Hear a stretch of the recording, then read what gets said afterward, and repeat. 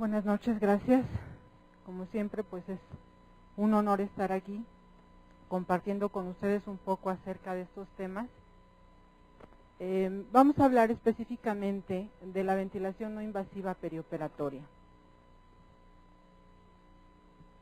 Vamos a revisar las bases fisiológicas de la ventilación no invasiva en anestesia. Vamos a conocer las técnicas de su aplicación, que realmente son muy sencillas.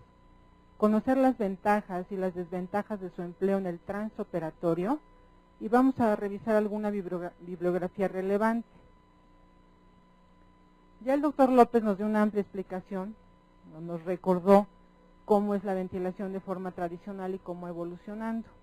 La ventilación no invasiva con presión positiva se define como aquella en la que la interfase entre el paciente y el ventilador es solamente una mascarilla nasal, facial o de otro tipo de aditamento que elimine la necesidad de intubar o canular la tráquea del paciente.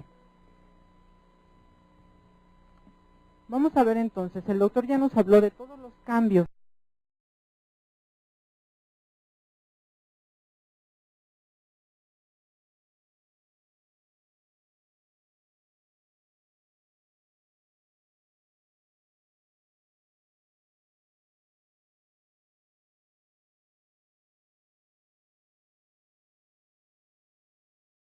que produce la ventilación mecánica, ya sea con volumen o con presión, siempre y cuando estemos invadiendo ya la vía respiratoria.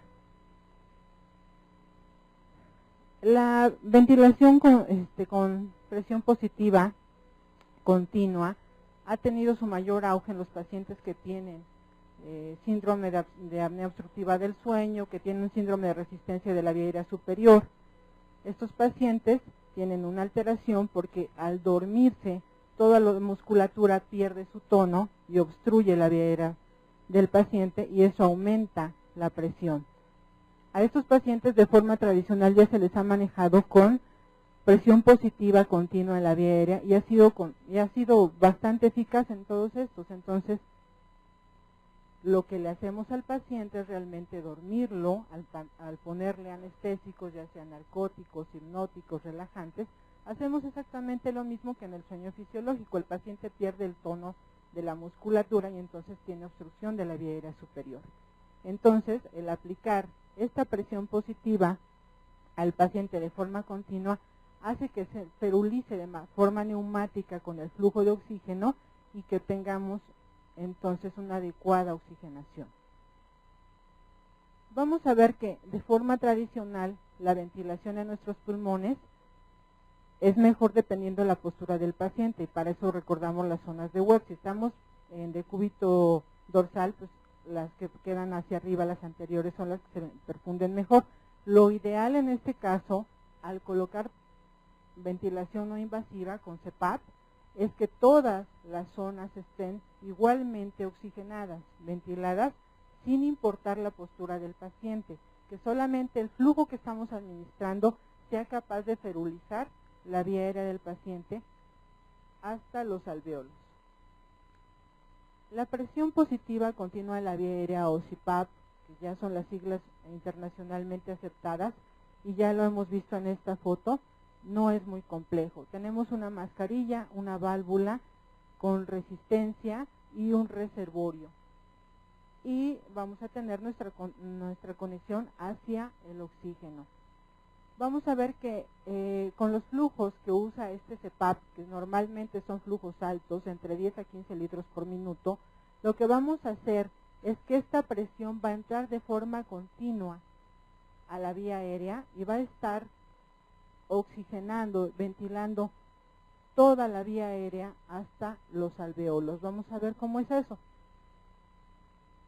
El doctor también mencionó acerca de la ventilación apneica.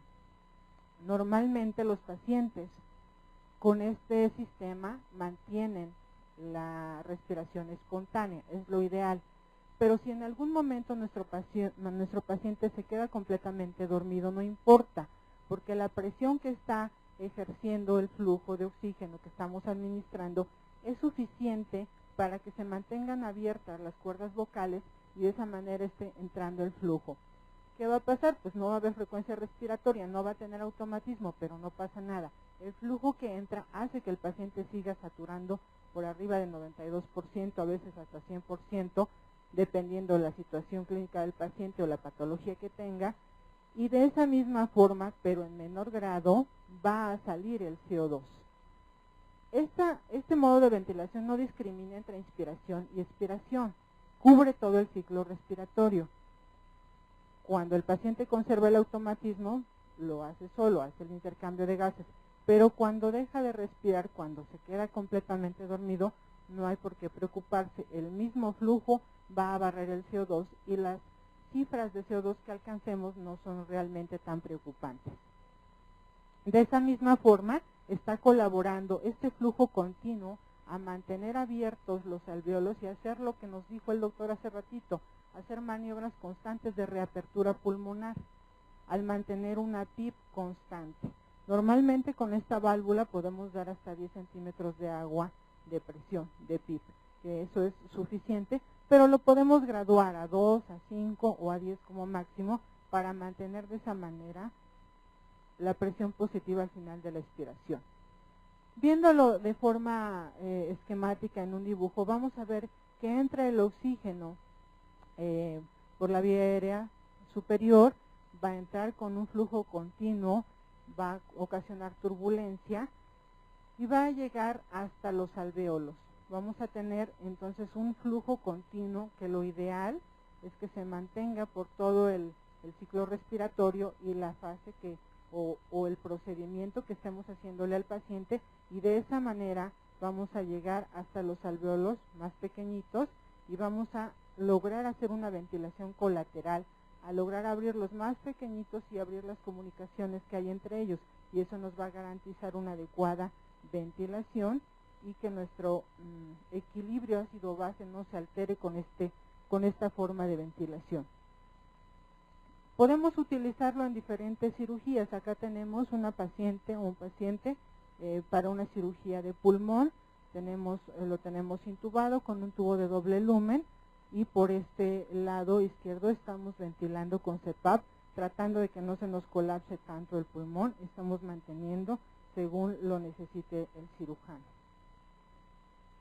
Pero no solamente lo podemos usar en el transoperatorio, podemos usarlo también en recuperación, podemos usarlo fuera del quirófano en otros procedimientos que ya el doctor Márquez nos ilustrará un poco más acerca de ellos, cómo lo hemos estado utilizando. Consiste, la mayoría de ellos, en una mascarilla nasal en la mayoría de las veces, pero vamos a ver que tenemos diferentes tipos de interfaces. Las trajimos hoy, si tenemos tiempo al final podrán verlas acá sobre la mesa. Y tenemos aquí nuestra válvula en la que vamos a graduar, nuestra válvula de resistencia con la que vamos a estar graduando la presión positiva al final de la expiración, y tenemos nuestra bolsa reservorio y nuestra conexión a oxígeno. ¿Cuáles son las ventajas fisiológicas que nos ofrece la ventilación no invasiva perioperatoria? Evita las complicaciones relacionadas con la intubación y la extubación del paciente. Ya nos habló el doctor de todos los cambios hemodinámicos que tiene nuestro paciente cuando lo intubamos. Y con esto podríamos estar evitándolo. Evita la ventilación invasiva en un número importante de pacientes. Ahora lo que queremos es mantener el automatismo respiratorio siempre que se pueda, o ya sea en base a el procedimiento que estemos haciendo o de acuerdo a la patología del paciente. Los pacientes pueden deglutir, hablar, toser, expectorar, incluso comer si están ya en el postquirúrgico en su habitación con esta forma de ventilación. Requieren menos recursos tecnológicos, personal especializado, y se puede utilizar fuera de las áreas críticas. Preserva el mecanismo de la vía aérea. El destete del ventilador es mucho más rápido y seguro. Ya nos hablaba él de que en los ventiladores de tercera y cuarta generación ya hay estas modalidades de ventilación no invasiva que nos garantizan que cuando extubemos al paciente no tengamos tanta recurrencia en la reintubación. Disminuye la frecuencia respiratoria, reduce la actividad diafragmática, aumenta el volumen corriente del paciente, es mucho más confortable, sobre todo si nuestro paciente no es claustrofóbico, y por supuesto es de menor costo. En diapositivas anteriores veíamos diferentes, o más bien la misma forma de CPAP, la mascarilla nasal, nuestra fuente de oxígeno, nuestro reservorio. Este es un modelo nuevo que tenemos en el hospital. Esta es su mascarilla. Empezamos un procedimiento vascular con ablación por radiofrecuencia, con la paciente boca arriba, pero después se le antojó al cirujano que era mejor boca abajo. Entonces, como no quieren que se bloqueen a esos pacientes, pues solamente le dimos la vuelta y continuamos de la misma forma con sedación y ventilación no invasiva, aún con la paciente boca abajo. No es lo ideal. En algunos artículos, o en la mayoría de ellos, recomienda que el paciente esté en posición semi-Fowler o en decúbito dorsal la mayoría de las veces, pero podemos tenerlos en diferentes posiciones, aún en decúbito ventral, sin que pase mayor cosa. Debemos estar monitorizando a nuestro paciente de forma clínica y de forma tecnológica. Debemos buscar las respuestas subjetivas del paciente, cómo se siente, si tolera la mascarilla, la respuesta que tiene el paciente en cuanto a la oxigenación, a las constantes vitales. Debemos estar monitorizando constantemente con oximetría de pulso. Si el procedimiento es largo, probablemente se requieran gases arteriales, y la capnografía es poco útil porque si usa alto flujo este sistema, barre de forma importante el CO2 y muchas veces no lo podemos medir. En muy pocas veces lo estamos midiendo. Existen también contraindicaciones de esta forma de ventilación. Podemos considerar las contraindicaciones absolutas como riesgo de broncoaspiración si nuestro paciente no tiene el estómago vacío, secreciones abundantes y que sea incapaz de manejarlas, o lesiones supraglóticas. Existen algunas otras contraindicaciones relativas. El paciente que es poco cooperador o con angina inestable, infarto agudo de miocardio e inestabilidad hemodinámica. Tenemos también efectos adversos y complicaciones, porque a pesar de que estamos manteniendo la respiración espontánea, también estamos metiendo un volumen bastante grande de oxígeno o de aire, o una mezcla en el mejor de los casos, y a pesar de que estamos mejorando la capacidad vital del paciente y el volumen corriente, también estamos disminuyendo el gasto cardíaco, estamos disminuyendo el retorno venoso, y eso también debemos estar pendientes de que no siempre es lo ideal. Si no sellamos adecuadamente la mascarilla a la nariz del paciente o la nasobucal, podemos tener irritación conjuntival. Muchas veces los pacientes son tan cooperadores que dicen, espéreme tantito, y él solo se acomoda la mascarilla y dice, ahora sí, ya me puede poner el oxígeno. Si son procedimientos demasiado largos, el paciente puede tener resequedad nasal u oral, porque el flujo es seco, el aire que le estamos pasando es alto y es seco. Podemos producir también resequedad de secreciones bronquiales, congestión nasal, insuflación gástrica, asincronía, que el paciente realmente esté peleándose con este CPAP y no esté cooperando, entonces no es lo ideal. Y sobre todo si están con estómago lleno y no están en semi-Fowler, que estén en posición de Trendelenburg, podemos esperar que haya broncoaspiración.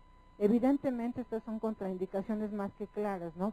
¿Cómo podríamos en estas situaciones dar ventilación? Entonces, siempre hay que seleccionar a nuestro paciente y ver qué es lo que necesitamos. Tampoco estamos casados con la idea de que siempre debemos ser muy leves y no invadir al paciente. Cuando haya que tomar otra decisión o elegir otro tipo de ventilación, pues se hace, pero siempre analizando la situación del paciente.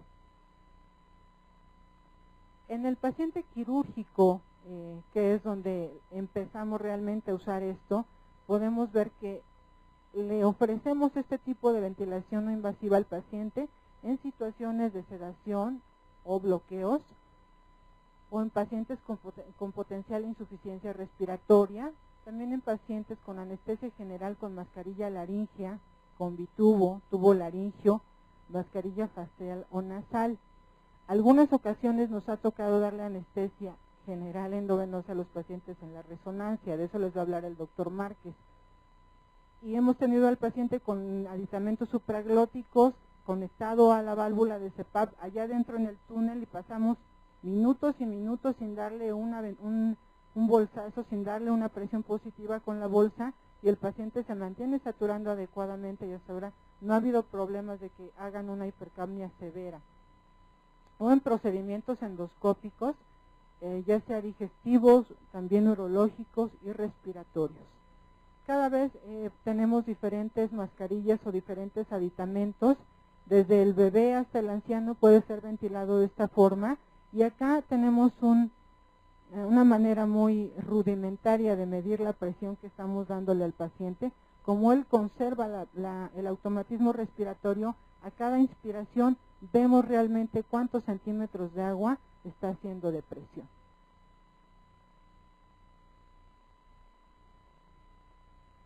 Existen diferentes tipos de interfaces. Tenemos mascarillas nasales como la que ya vimos, que tenemos aquí.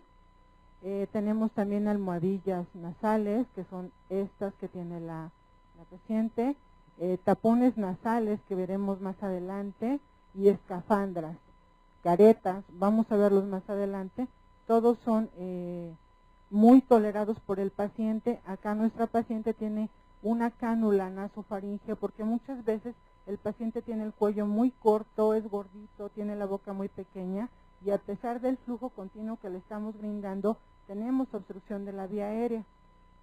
Como una cánula nasofaringea la tolera un paciente despierto, le colocamos por la nasofaringe esa cánula y ellos siguen respirando, realmente no encuentran molesta la cánula y no necesitamos pasar a algo más invasivo para seguirlo ventilando.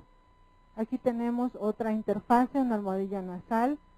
Este otro modelo también es nasal, y aquí vemos otro tipo de cánula nasal, se adhiere completamente a las narinas y va hacia atrás el flujo de aire. Vamos a verlo más adelante con un modelo exclusivo que tenemos en el hospital. Tenemos acá una mascarilla nasal. Esta es un poco más práctica porque está almohadillada con silicón, entonces el sello es mucho mejor y no le lastima al paciente. Mascarilla nasobucal. Acá está nuestra válvula de resistencia, nuestro reservorio conectado a nuestro flujo de oxígeno. Tenemos interfaces también nasales. Aquí, acá queda por atrás, entonces me gustaría más para cuando está el paciente de lado o en decúbito ventral. Esto lo han utilizado algunas ocasiones en terapia intensiva. Lo tolera muy bien el paciente, hay una mejor ventilación. El problema es que si es medio claustrofóbico no lo tolera, o si hace mucho calor tampoco lo tolera. Algunas otras, por ejemplo, vamos a ver la escafandra. Este es un ejemplo de cómo lo hemos estado utilizando en el transoperatorio. Esta es una colangiografía que estamos haciendo en el quirófano. Tenemos a nuestro paciente monitorizado, presión arterial, frecuencia cardíaca, saturación de oxígeno. Y vamos a ver, tenemos a nuestro paciente como siempre en decúbito lateral izquierdo, nuestra interfase nasal, nuestra válvula de resistencia, nuestra bolsa reservorio, acá nuestra conexión a oxígeno. Conserva el automatismo respiratorio la paciente. Realmente yo estoy atrás de ella simplemente para que no se caiga, porque no tenemos mesas especiales para estos procedimientos. Pero yo podría estar incluso haciendo otra cosa o a la paciente o preparando algún medicamento. Realmente no requiere que yo esté sujetando la mascarilla. El endoscopista pues está ahí con su duodenoscopio haciendo su trabajo. Y como son procedimientos que no son tan cortos, salvo en algunos gastroenterólogos, bueno, entonces lo que hacemos es darle una adecuada humidificación y temperatura al flujo de oxígeno que le estamos administrando al paciente, porque ya dijimos en la diapositiva anterior que le estamos resecando la mucosa porque el flujo es alto y seco. Entonces, si le colocamos nuestra cascada, podemos estarle humidificando y calentando ese flujo que le estamos dando. Normalmente esta bolsita queda llena de agua, pero no importa, no pasa más allá de la bolsita donde se deposita toda esa humedad, y sí le estamos pasando una buena calidad de humedad al paciente. Lo utilizamos también en procedimientos endovasculares, una colocación de endoprótesis, donde también el paciente está conservando el automatismo respiratorio. Realmente no se requiere que estén completamente dormidos como una anestesia general y siempre ha dado bastante buenos resultados. Las ventajas que tenemos con este aditamento, con nuestra válvula de CPAP, es que incrementamos el volumen corriente, aumentamos la fracción inspirada de oxígeno, que ya vimos que no puede ser tan inocua, aumenta la capacidad funcional residual y disminuye la formación de atelectasias, porque como estamos cerulizando de forma continua la vía aérea, estamos oxigenando y estamos dando presión positiva al final de la expiración de forma continua, estamos haciendo maniobras de reclutamiento y eso hace que disminuya la incidencia de atelectasias en el transoperatorio. Vemos aquí de forma esquemática cómo tenemos nuestro CPAP. Tenemos un circuito expandible, una conexión de CO2, nuestra bolsa reservorio y nuestra válvula de CPAP. Algunas veces no lo tenemos como lo vimos en las diapositivas anteriores, entonces nos ponemos al estilo MacGyver a hacer algunos hechizos y han dado algunos resultados adecuados. Hay diferentes estudios que apoyan el uso de la presión positiva en la continua de la vía respiratoria, disminuye la reintubación en el posoperatorio, sobre todo en pacientes que tienen alto riesgo como son los obesos o como son las pacientes embarazadas o los viejitos o con alteraciones neuromusculares. Muchas veces decimos lo extubamos, no lo extubamos, me quedo otro rato con él, espero. Bueno, esto nos ofrece la ventaja de que lo podemos extubar, lo podemos llevar a recuperación con este sistema, con este CPAP y esperar a que él esté mucho más reactivo y podamos retirar el CPAP. Esto con la intención de disminuir la reincidencia de intubación. En el posoperatorio podemos utilizarlo sobre todo en apnea obstructiva del sueño, en pacientes obesos, en enfermedades osteoneuromusculares que alteran la ventilación o en ancianos. Hay que evitar la reintubación en recuperación y esto es un apoyo. Cuando se trata de cirugía torácica y abdominal en pacientes con baja reserva muscular y respiratoria, en resecciones pulmonares, en traslados, a veces resulta bastante cómodo, práctico y seguro para el paciente que se lo coloquemos y lo traslademos a donde sea necesario, ya sea intermedia, terapia intensiva, o algunos pacientes especiales como un paciente con miedo a las alturas que había que dormir en el piso 3 y ya anestesiado, trasladarlo al quirófano, después del quirófano llevarlo otra vez a corta estancia dormido y que despertara ya en su habitación. Entonces era una manera muy práctica de llevar a este paciente y dijimos, bueno, tanto ciencia para una vez que lo vamos a anestesiar, no, ya lleva 9 anestesias ese paciente y siempre ha funcionado. Tenemos otro modelo, otra alternativa de interfase, el CPAP virtual. Este es nuestro flujo de oxígeno, nuestra conexión al oxígeno, nuestra pequeña interfase que va cerca de la nariz. Y vean ustedes, bueno, la casa que lo comercializa dice que el Oxiar A2, que es el rojito, mantiene con flujos bajos una adecuada oxigenación de nuestro paciente. ¿Por qué no usamos la ventilación no invasiva? En este estudio del CHEST que se publicó en el 2006 nos dice algunas de ellas en base al número de respuestas. Porque no lo conocemos, porque no tenemos el equipo apropiado en todos nuestros lugares de trabajo, algunas otras razones no especificadas, porque tenemos poca experiencia con él y realmente no es tan fácil decir, bueno, sí, ya me lo enseñaron ayer, ahora lo quiero usar. No, es que la curva de aprendizaje es medio lenta a veces, entonces hay que familiarizarse con el equipo, hay que seleccionar al paciente y de acuerdo a eso, bueno, ofrecerlo en la mejor oportunidad o porque el personal no tenga el adecuado entrenamiento para utilizarlo. Como conclusión, la ventilación no invasiva constituye una técnica que el anestesiólogo puede y debe ofrecer a sus pacientes en el perioperatorio. No pretendo decirles que sea la mejor forma de ventilación para los pacientes o que se les deba dar a todos, pero estamos viendo que cada vez lo estamos usando más, queremos ser menos invasivos, a veces por las circunstancias de nuestro entorno para ofrecerle al paciente, o a veces porque el paciente tiene un pronóstico malo, porque no queremos ser invasivos por su patología. Entonces muchas veces seleccionamos la ventilación para asegurar que esté bien oxigenado, otras técnicas de anestesia y no dormirlo, relajarlo y ahí te va el tubo, y siempre ofrecerlo al paciente en la mejor oportunidad seleccionándolo.